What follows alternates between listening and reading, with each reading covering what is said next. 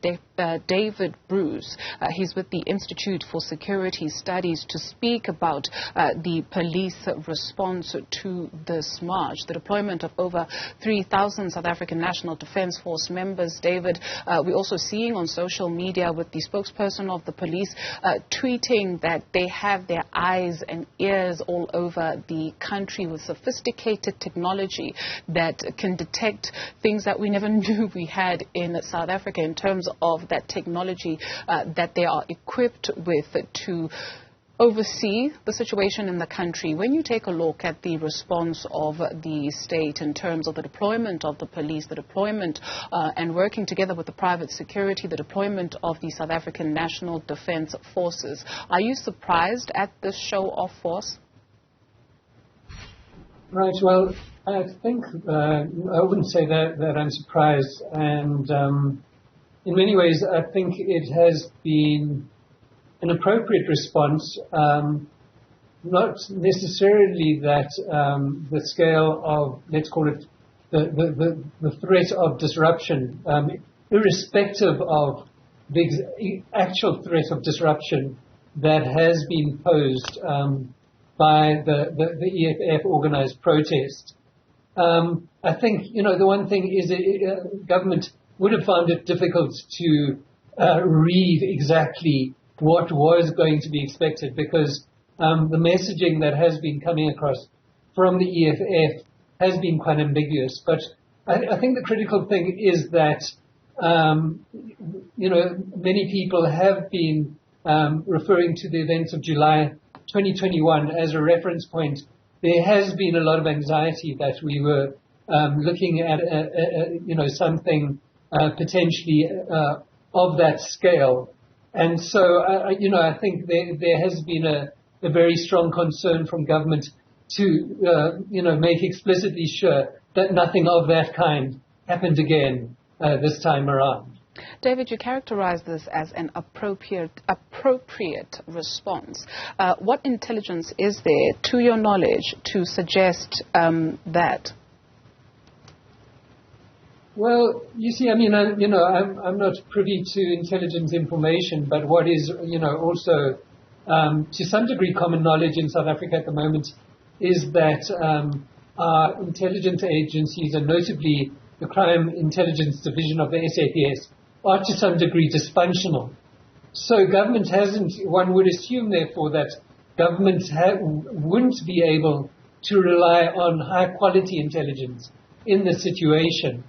But, the other thing is that to some degree the way in which this protest, which has been labeled or branded by the EFF as a national shutdown, the way in which it has been organized has created a high degree of uncertainty about exactly what,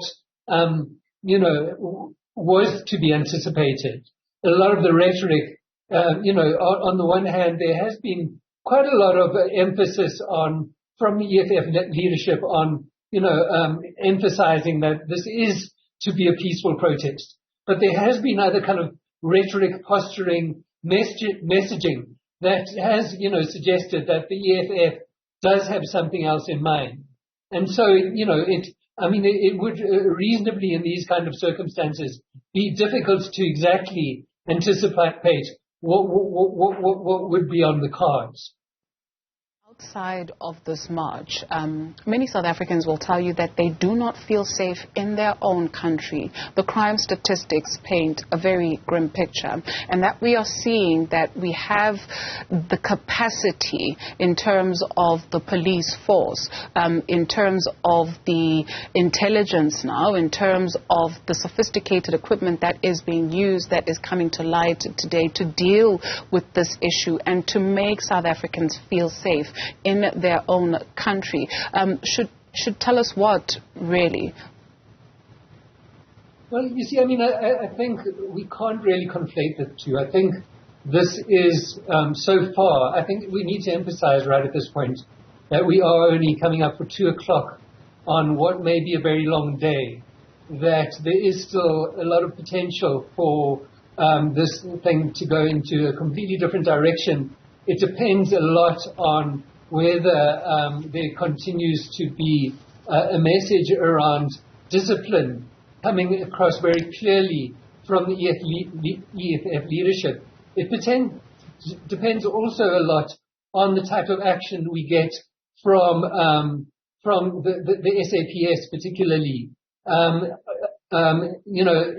Excessive force from the SAPS itself is the kind of thing that can potentially lead to this kind of a protest escalating into something entirely different. And so, but up to this point, I think, we are having what we could see as a very good day for policing in South Africa. But, this is in response to, a single type of, in many ways, quite kind of public event. In many ways, what's happening is the entire security capacity of South Africa is being mobilized to deal with a specific protest. But, this isn't, this doesn't begin to speak to the kinds of challenges that we need to address in putting in place an effective policing system.